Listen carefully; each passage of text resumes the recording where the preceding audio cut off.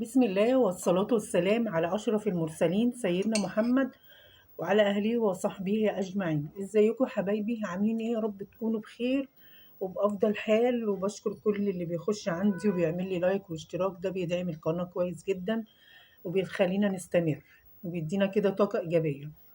طب النهاردة بقى يا حبايبي وصفتنا حلوة قوي. الوصفة النهاردة الناس اللي بتعاني من الكحة الناشفة، الكحة بقى اللي هي السعال الناشف، في 5 دقايق ان شاء الله هتروح منك. بس خليكي ماشيه معايا وشوفي التعليمات اللي هقول لك عليها علشان تتجنبي الكحه اللي هي الناشفه. اول حاجه يا حبايبي، نبدا ونقول بسم الله. نبدا كده. اول حاجه اقول لكم عليها العدوى دي عدوى بتيجي للجهاز التنفسي. بتيجي بقى يا اما فيروس بيجي في الجهاز العلوي من الجهاز التنفسي، يا اما فيروس، يا اما ربو، يا اما حساسيه، يا اما سعال ديكي، يا اما التهاب في الحنجره، يا اما ارتجاع المريء برضو بيعمل الكحه دي على فكره، او التهاب الحلق، او التهاب الجيوب الانفيه. كل الكلام ده بيعمل لنا الكحه اللي هي المزمنه. وكمان في كحه اللي هي موسميه بتجيلنا في ايه؟ في ايام اللي هي الخريف.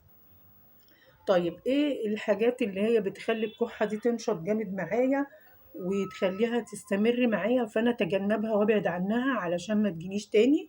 اللي هي زي بقى ايه؟ دخان السجاير ودخان المصانع وعوادم السيارات والاتربة والمواد الكيماوية. وكمان على فكرة عشان تحطوا في دماغكم لما يكون عندكم كحة ما تشموش برفان، او ما تيجي تعملي اكل البخار اللي بيطلع ده، كل ده آه، بيخلي الكحة تزيد معانا. فانتي اتجنبي وابعدي عن الحاجات دي علشان طبعا نخف بسرعة.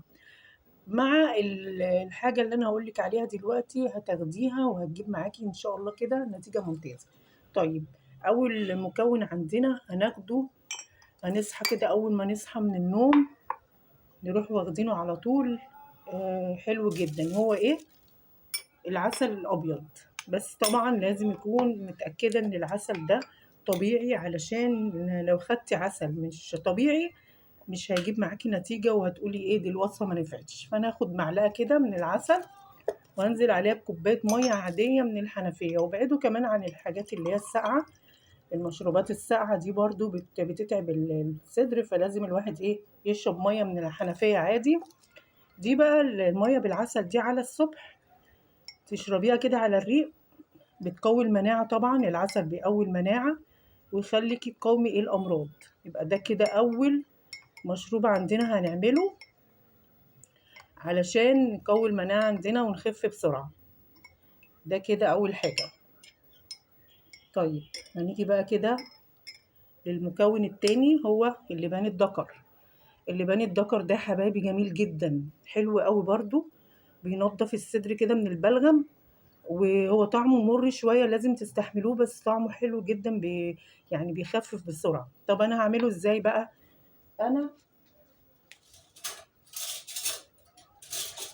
أنا جبت طبعا اللبان الدكر، ما ينفعش الطريقة بتاعته.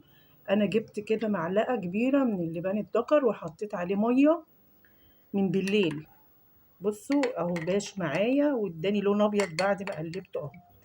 ده حلو جدا جدا على الريق برضو. يعني انت اشربي الأول اللبان الدكر على الريق وبعد كده اشربي العسل بعديه عشان يحلي بقك كده، عشان اللبان الدكر لون طعمه مر جدا. بصوا بقى هيبقى مديكي اللون الابيض ده. هتشربي انت بقى طبعا الميه البيضاء، واللي هيفضل ده برضو تحطي عليه ميه تاني وتشربيه تاني. اوعي ترميه، برضو هيديكي برضو نفس الطعم. يعني احنا هنستعمله مرتين، ولو فاض بقى معاكي تندغيه برضو تاكليه طول النهار، حلو قوي. يبقى كده تاني تاني مكون. طيب احنا دلوقتي الكحة دي لازم نشرب لها مشروبات. نشرب مشروبات سخنة علشان ايه؟ تسرع من العملية. طول النهار بقى تفضلي تشربي في ايه؟ في مشروبات سخنة. زي ايه؟ هقولك دلوقتي. بصوا هنجيب كوباية برضو تاني. عندي هنا بروح عند العطار بيديني الخلطة دي. الخلطة دي تقولي له عاوزة خلطة للكحة، فبروح عنده. الخلطة دي عبارة عن ايه بقى؟ انا قلت له، سألته قال لي دي ورق تليو ورق جوافة وشمر وينسون وكراوية وحبة البركة. الحاجات دي كلها بتحطيها كده بيديها لك على بعضيها، وبتروحي واخدة معلقة واحدة منها الورق الجوافة والتلي مكسر كده على صغير، فتاخدي معلقة كده واحدة وتنزلي عليها بالمية السخنة اهو بالشكل ده كده، مية سخنة. وهغطي طبعا المشروب بتاعي علشان الزيوت اللي فيه ما تطلعش. اي طبق عندك هتغطيه وهتسيبيه كده لغاية ما يدفى، وتشربي طول النهار 3 كوبايات على قد ما تقدري. يبقى عشان تخفي بسرعة وتجيب معاكي نتيجة ممتازة، أول حاجة المية اللي هي باللبان الدكر، ومية بعسل، ومشروبات سخنة طول النهار، وإن شاء الله كده هتخفي معاكي بسرعة، وتتجنبي طبعا الحاجات اللي احنا قلناها أول الفيديو، وإن شاء الله هتخفي على طول. وكده خلصت بقى الفيديو يا حبايبي.